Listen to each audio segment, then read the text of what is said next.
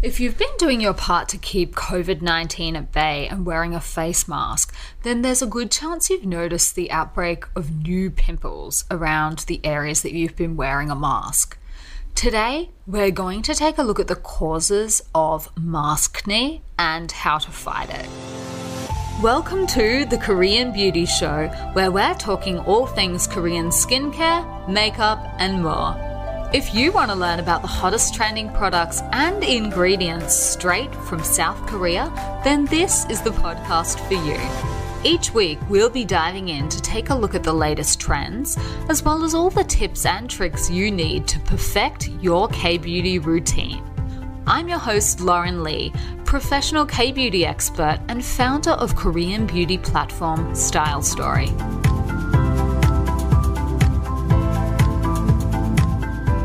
Welcome back to the Korean Beauty Show. Today I'm going to do something a little bit different, and that is have a chat to you guys about maskne. So that is acne basically that's being caused by wearing face masks.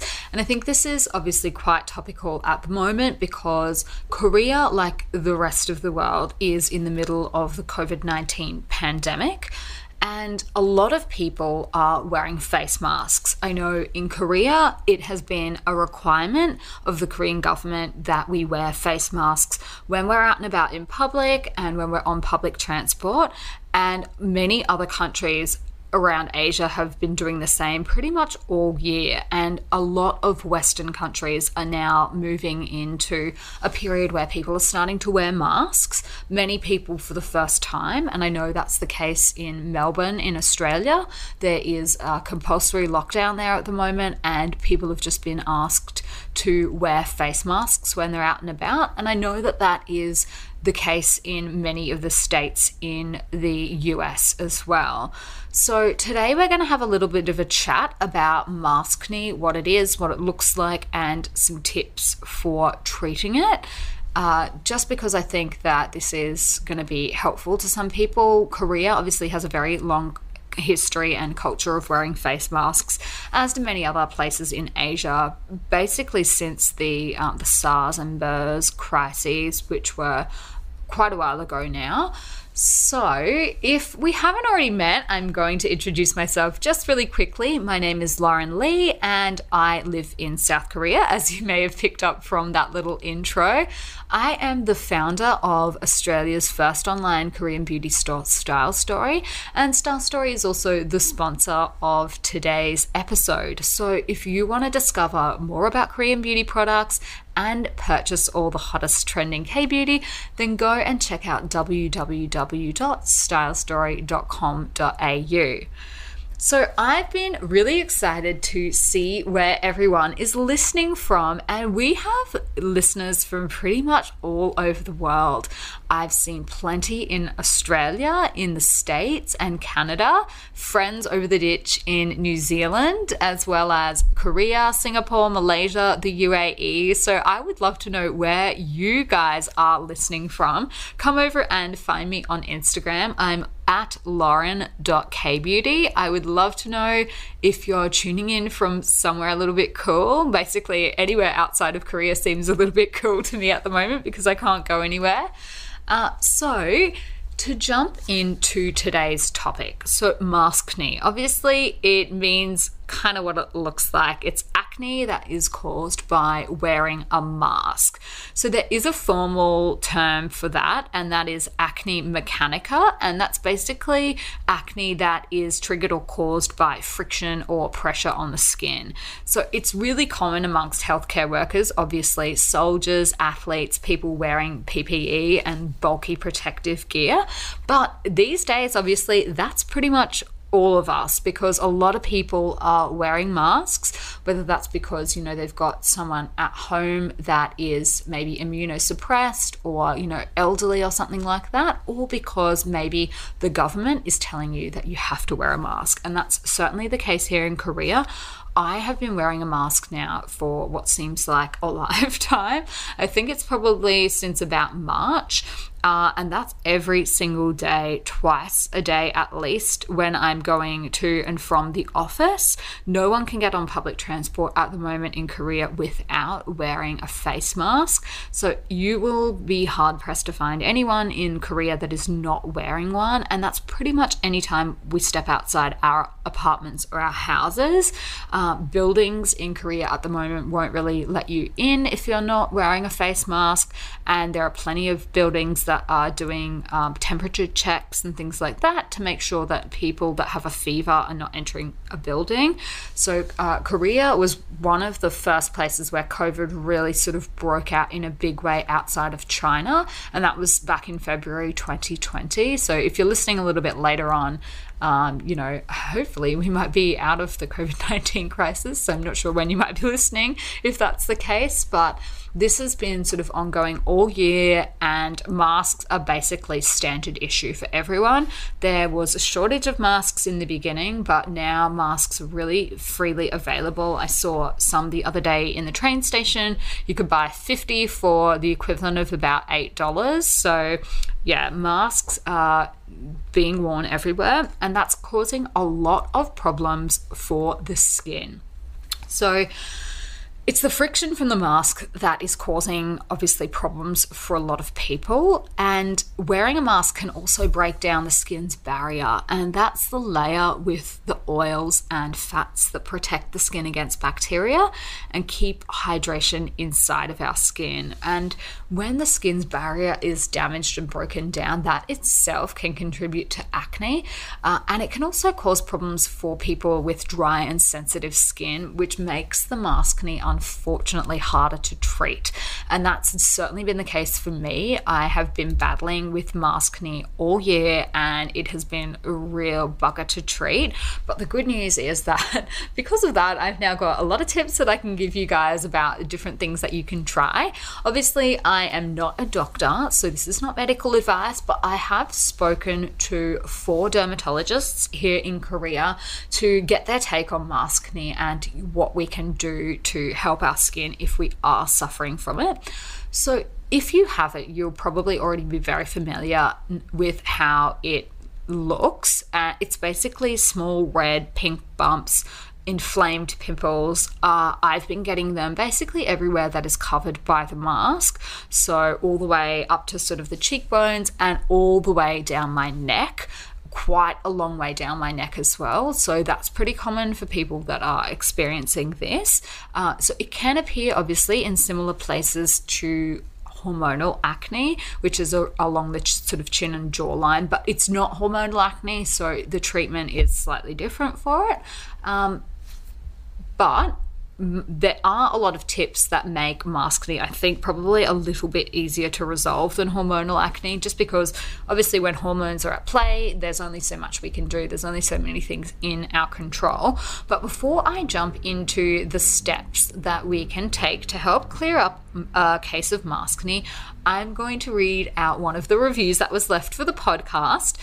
This was from Scarlett 1119 from the US, and she said, Lauren is eloquent and so informative. I love this podcast and can't wait for more. So thank you very much for your review. That made me so happy to hear. And if you would like to leave a review for the podcast, that would be really great, and I would love to read it out and share it with everyone else. So if you do have a blog or a YouTube channel, don't forget to leave a link with your review so that I can share that with everyone else, basically.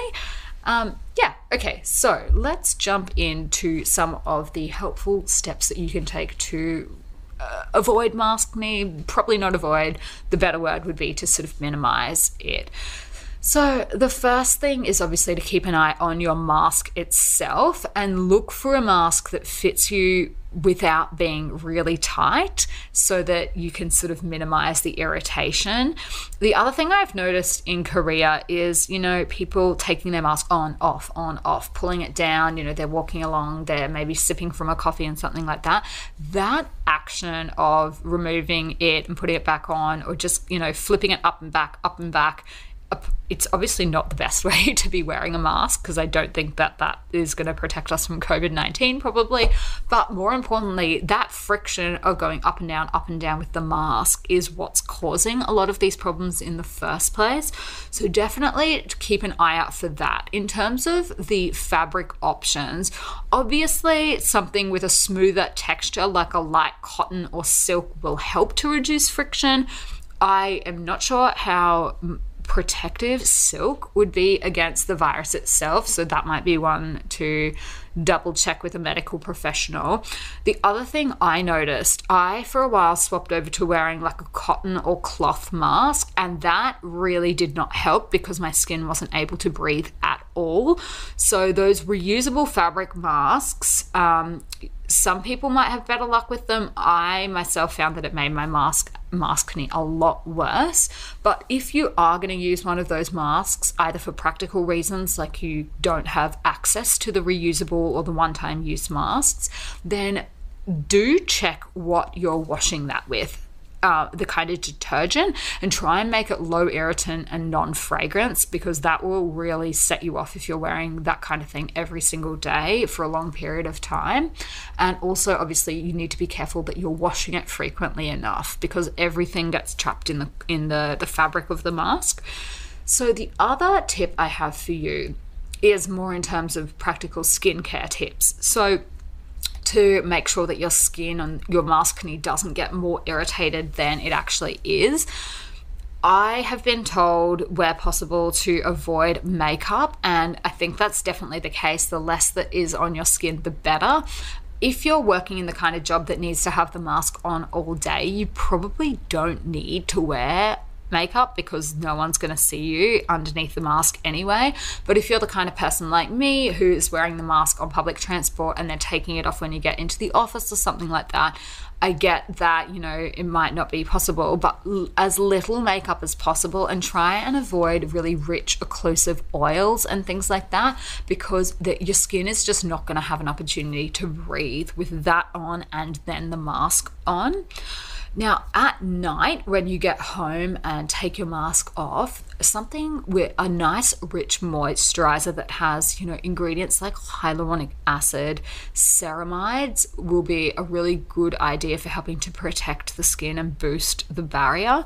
I was watching a dermatologist the other day a Korean dermatologist speaking about picking out the perfect barrier repair cream, and they were his 2 top ingredients that he recommended keeping a lookout for. And also the pH balance of the moisturizer as well is really important, as close to pH 5.5 as you can get, particularly when it comes to skin barrier and damage and things like that. So keeping a lookout for that.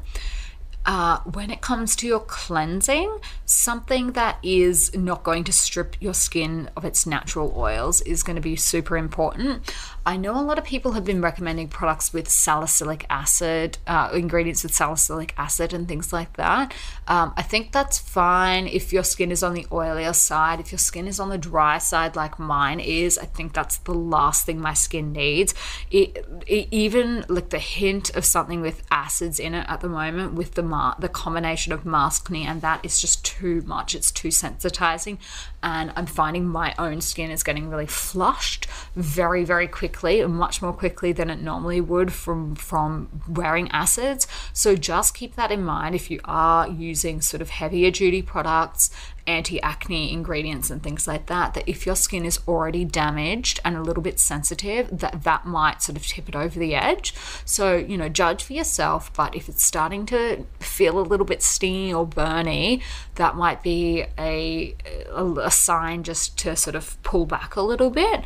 That would be my recommendation. Now, a lot of Koreans at the moment are sheet masking more than normal to help build up a strong and protective barrier, and also just to put some nutrients back into the skin. So that is the K-beauty way of dealing with maskne, is definitely sheet masking 2 to 3 times a week. And the other big one, K-beauty and Koreans are massive fans of face mists at the best of times, but certainly in a time like this where everyone is wearing masks, I know a lot of people are keeping a face mist in their bag or next to their desk and just sort of spritzing away just to as a refresher and to keep the skin nice and plump and hydrated when you don't have that mask on. So there's some of my tips for how you can deal with it. Now, oftentimes the best defense is a good offense. So something like a hydrocolloid pimple patch. Our Subi Perfect Pimple Patches are really great for sucking the gunk out of pimples and, you know, getting your skin back to normal.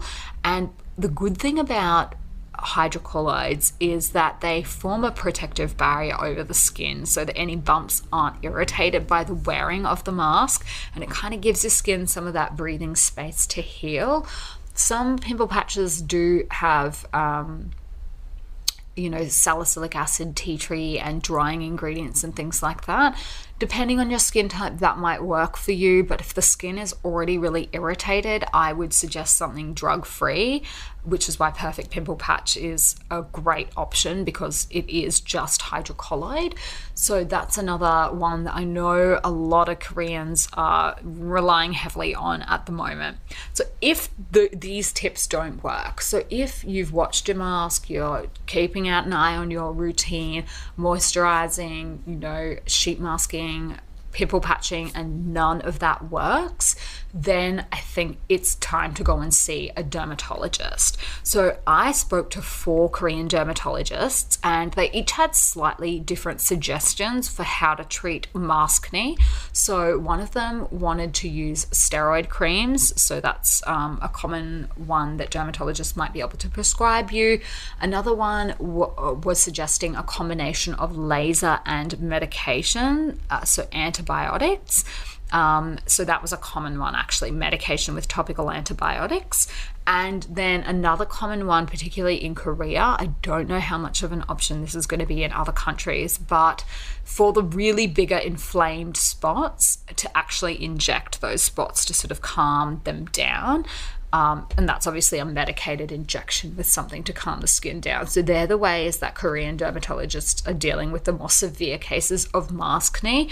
Obviously, it's going to vary for you depending on what country you're in and whether you can get to a dermatologist or whatnot. But if it's not going away and it's not getting better, or if it's getting worse, obviously we can't stop wearing our masks, so definitely do go and see, if not a dermatologist, a GP, and just see what options are available in your country.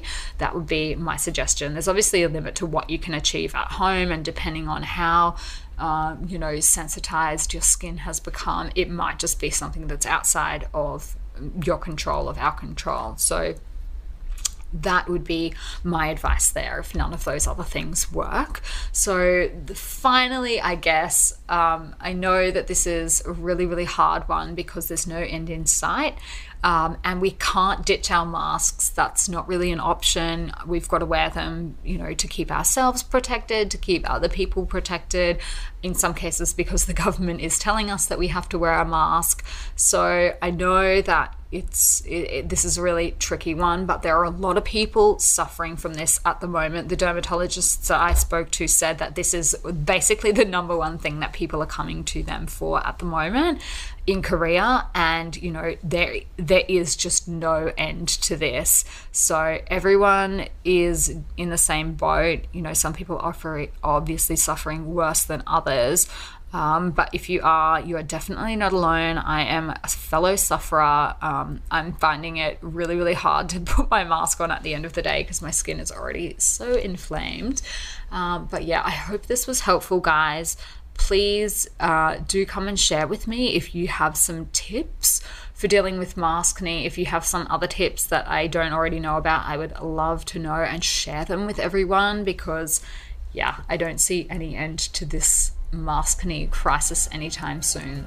So that's all for today. I hope that was useful, and I will chat to you guys next week.